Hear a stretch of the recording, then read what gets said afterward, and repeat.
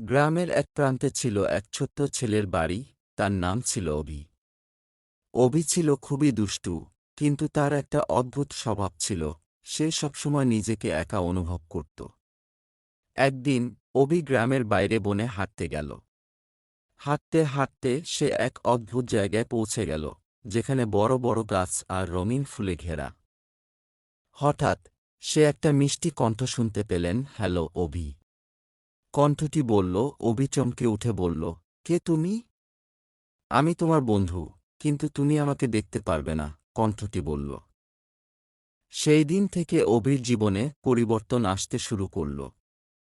সে প্রতিদিন সেই বনে যেত এবং তার অদৃশ্য বন্ধুর সাথে কথা বলত।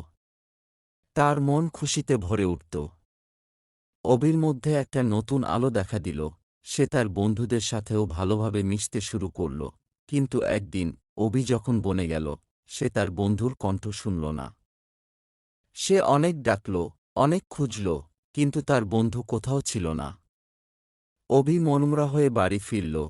পরের দিন সকালে সে আবার বনে গেল এবং একটি ছোট্ট পাখি দেখতে পেল। পাখিটি তার কাছে এসে বলল, অভি, আমি তোমার অদৃশ্য বন্ধু।